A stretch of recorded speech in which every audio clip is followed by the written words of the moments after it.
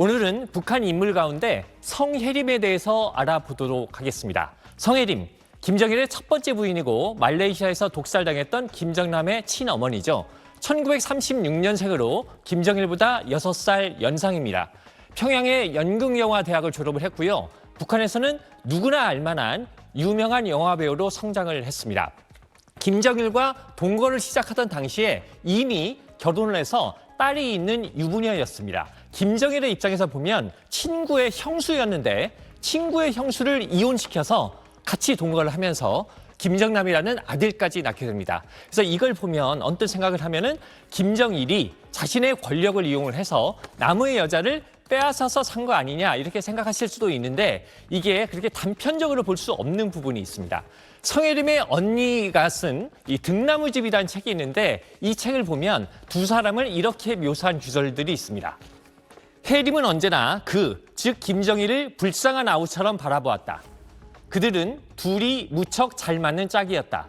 만약 그들이 정상적인 쌍이었다면 꽤 쏟아지게 재미있게 살았을 것이다.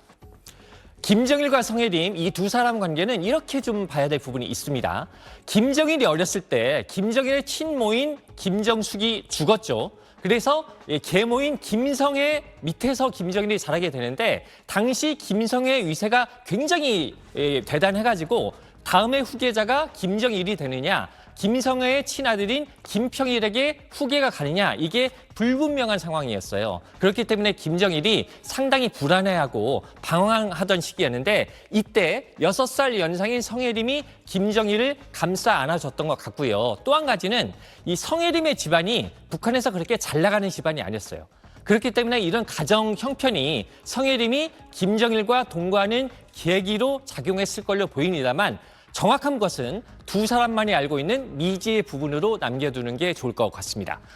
어쨌든 성혜림은 인정받지 못한 며느리였습니다. 김일성의 입장에서 딸까지 있는 여자를 며느리로 인정하기는 힘들었겠죠. 김정일도 성혜림과 동거하는 걸 극비에 붙였습니다.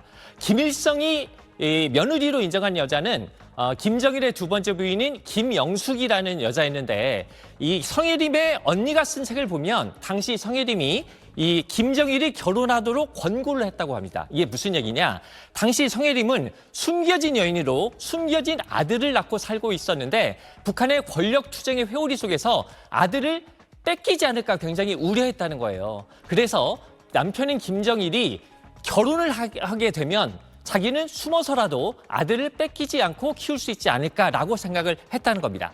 하지만 어쨌든 이 아들까지 낳은 상태에서 남편이 다른 여자와 결혼하는 것을 버젓이 지켜봐야 되는 상황이었으니까 성혜림이 제정신으로 살기는 어려웠겠죠. 그래서 우울증, 불면증, 신경쇠약증, 불안 발작 증세 등 갖가지 정신병에 시달리게 됩니다. 결국에는 모스크바 병원에 가서 요양 치료를 받는 상황까지 가게 되는데요. 이때도 우리가 한 가지 좀 주목해 볼 부분이 있습니다. 성혜림이 모스크바 병원에 있으면서 1년에 한두 차례 평양에 들어오게 되는데 이때 김정일이 아무리 먼 곳에 있더라도 꼭 평양의 공항에 가서 성혜림이 도착하는 걸 지켜보고 또 모스크바로 떠날 때는 이 공항까지 가서 성혜림이 나가는 걸 바래워줬다고 합니다. 이 당시는 김정일이 지금의 집권자인 김정은의 친모인 고용이와 살고 있던 시기였는데도 성혜림에 대해서 이렇게 각별한 애정을 표시했다는 건데요. 이걸 보면 김정일에게 성혜림은 과연 어떤 여자였을까 이런 생각을 해보게 됩니다. 하지만 이런 애틋한 감정에도 불구하고 성혜림은 이미 김정일의 과거의 여자였고요. 결국에는 2002년 7월에 모스크바의 한 병원에서 쓸쓸하게 생을 마감하게 됩니다. 북한도 남한 내 비상기염 사태와 윤 대통령 탄핵 소식을 보도를 하고 있는데요. 사실관계 위주로 상당히 담담하게 보도를 하고 있습니다. 북한이 남한의 비상기염 사태를 처음으로 보도한 건 지난 11일이었습니다. 비상기염이 선포된 게 3일이었으니까 일주일이나 지나서 첫 보도가 나온 겁니다. 윤석열 괴뢰가 불의의 비상기업령을 선포하고 파쇼 독재의 총칼을 국민에게 서슴없이 내대는 충격적인 사건이 일어나 온 괴뢰 한국당을 아비규환으로 만들어놨습니다. 아비규환 이런 표현을 쓰긴 했습니다만 북한 보도를 보면은 계엄 선포 뒤에 계엄군의 국회 출동, 국회의 계엄 해제, 윤 대통령 탄핵 움직임 등을 사실 보도 위주로 전하고 있습니다. 북한이 윤 대통령에 대해서 상당히 거부감을 가졌던 걸 생각을 해보면은 윤 대통령 탄핵 소식을 기뻐하면서 보도할 수도 있었을 텐데 북한이 왜 이렇게 조심스러운 태도를 보이고 있는 걸까요? 먼저 이 북한이 그동안 주장해왔던 이국가론의 연장선이다 이렇게 볼 수가 있겠습니다. 북한이 올해 들어서 남북은 완전히 별개의 국가다라고 하면서 남북을 분리시키려는 움직임들을 계속 보여왔기 때문에 이런 맥락에서 남한이라는 다른 나라에서 일어나고 있는 일에 대해서 흥분한다는 것은 맞지 않다 이렇게 생각하고 있을 수도 있습니다. 하지만 이보다 복잡한 속내도 작용하고 있는 걸로 보이는데요. 북한이 남한의 비상계엄 사태를 처음으로 보도했던 지난 11일의 보도 내용 좀 더 짚어보겠습니다. 당시 북한은 남한에서 전국적으로 일어나고 있는 시위를 보도를 하면서 21장의 사진을 실었습니다. 그런데 이 21장의 사진 중에 주변의 고층 건물이 제대로 보이는 사진은 바로 이 한 장에 불과했습니다. 다른 사진들은 시위대 모습을 가까이에서 촬영해서 주변 건물 모습이 아예 보이지 않거나 주변 건물이 사진에 담기더라도 건물의 하단 부분만이 촬영돼서 건물의 전체 모습을 알 수 없는 형태였습니다. 북한은 2016년 박근혜 전 대통령 탄핵 당시에도 남한의 시위 소식을 보도를 하면서 고층 건물들을 모자이크 처리해서 남한의 발전상을 감추려는 모습을 보였는데요. 이번에는 건물의 모자이크 처리까지는 하지 않았지만 비슷한 고민이 있었던 걸로 보입니다. 그런데 이런 것들보다 북한이 더 고심하는 부분은 따로 있었을 걸로 보입니다. 이번 탄핵 사태가 보여주는 거는요. 아무리 집권자라고 하더라도 권력이 절대적인 게 아니라 국민의 뜻에 거스르는 행동을 하면 언제든지 권력을 잃을 수 있다 이런 거 아니겠습니까? 그런데 이렇게 집권자도 권력을 잃을 수 있다는 게 북한 주민들에게 전파되는 것이 김정은 정권에게는 부담일 수 있습니다. 제가 재미있는 사건 하나 소개해드리겠습니다. 북한 전문 매체인 데일리 NK가 보도한 내용인데요. 황해도의 한 대학에서 지난 4일 날 남한의 정치 정세에 대한 강연회가 열린 뒤에 문제가 생겼다고 합니다.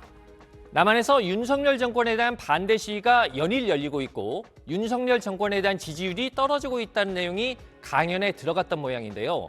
강연을 들은 대학생들이 도대체 지지율이라는 게 뭐냐? 대통령 지지율은 어떻게 알게 되는 거냐? 감히 수령의 지지율을 평가하는 거냐? 이런 얘기를 주고받다가 문제가 돼서 비판서를 써야 했다고 합니다.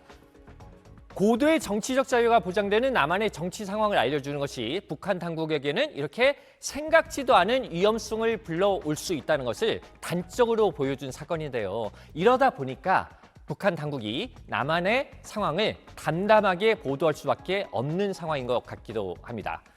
우리 남한은 지금 비상계엄 사태로 어수선한 연말을 맞고 있지만 요즘 북한은 한겨울 백두산 답사가 한창입니다. 김정은이 백두산의 강추위를 느껴봐야 선열들의 혁명성을 알 수 있다면서 겨울철에 백두산에 오르도록 했기 때문인데요. 이렇게 북한 주민들을 고생시키는 이유는 김일성의 혁명 사상을 강조를 하면서 결국은 자신에게 충성하라는 목적일 겁니다. 집권자의 권력도 절대적이지 않다는 남한 사례를 보면서 김정은은 더욱더 북한 주민들에게 무조건적인 충성을 강요해야 한다고 생각하고 있을지도 모르겠습니다. 요즘 노동신문을 보면은 연말을 맞아서 김정은의 업적을 기리는 기사가 계속 실리고 있습니다. 사실 올해 2024년은 김정은에게 여러모로 의미가 있는 해였습니다. 먼저 김정은은 김일성의 권위에 버금가거나 김일성의 권위를 넘어서는 위상을 마련해 가기 시작했습니다. 올해 개교한 노동당 중앙간부 학교에 김정은의 초상화가 김일성, 김정일 초상화와 나란히 걸렸는데요. 김정은이 김일성, 김정일의 반열에 올라섰다는 걸 단적으로 보여주는 모습이었습니다. 거기다가 북한에서는 원래 김일성 생일을 태양절이라고 불러왔는데 이 태양절이라는 용어가 올해 거의 사라졌습니다. 대신에 주체조선의 태양 김정은 장군 만세라는 구호들이 늘어가기 시작했는데요. 김일성을 태양의 자리에서 내리고 김정은이 태양이 되고 싶다라는 걸 단적으로 상징한다 이렇게 볼 수도 있겠습니다. 대외 관계에서도 북한은 올해 의미 있는 성과를 거뒀습니다. 핵심은 러시아와의 관계입니다. 양국은 올해 포괄적인 전략적 동반자 관계 조약을 체결을 했는데요. 여기에 자동군사 개입 조항이 들어갔습니다. 한쪽이 무력 침공을 당하면 다른 쪽이 지체 없이 도와준다는 내용인데요. 탈냉전기에 소원했던 양국 관계가 동맹 수준으로 복원됐다고 볼 수가 있습니다. 북한은 여기서 그치지 않았습니다. 북한군을 러시아에 파병하는 초강수를 뒀습니다. 사실 북한군의 해외 파병은 북한으로서는 부담이 되는 면이 있습니다.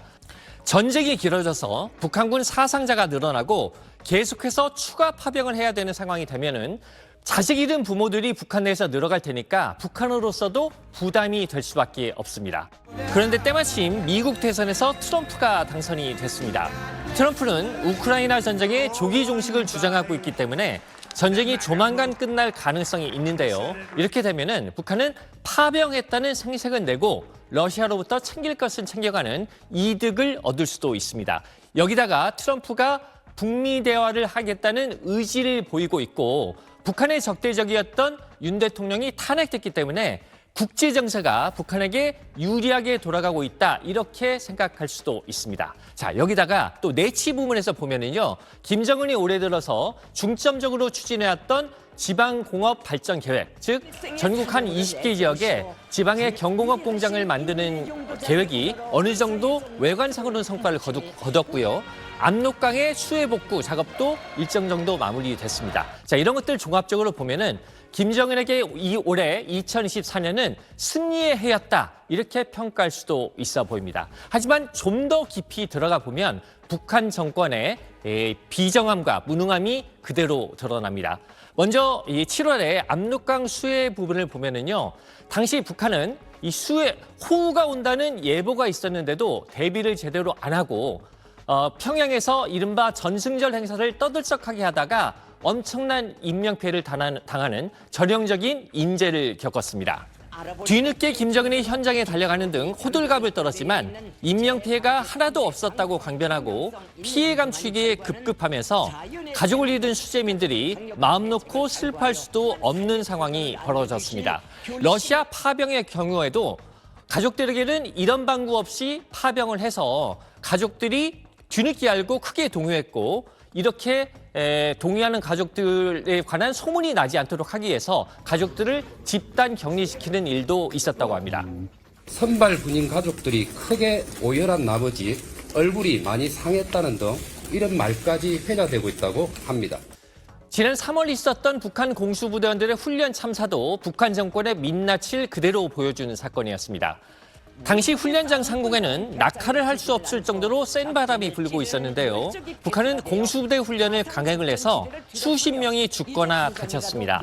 김정은과 딸인 김주애가 훈련을 참관하고 있었기 때문에 군인들이 죽건 말건 그냥 훈련을 강행을 한 겁니다. 이렇게 어이없는 일들이 연이어서 벌어지고 있기 때문에 북한 주민들은 밖으로 표현은 못하더라도 내부적인 불만이 쌓여가고 있다고 볼 수 있을 텐데요. 이러다 보니까 김정은이 느끼는 신변 불안감은 갈수록 높아지고 있는 것 같습니다. 지난 9월에 특수부대 훈련장에 갔을 때 김정은의 경호원들이 완전 무장을 한 채 사격 훈련을 하는 군인들 뒤에서 방아쇠에 손가락까지 걸고 경호하는 모습은 최후의 보루라는 군대마저 믿지 못하는 김정은의 불안감을 여실히 보여줬습니다. 절대 권력을 가지고 있다고 하지만 항상 불안한 김정은.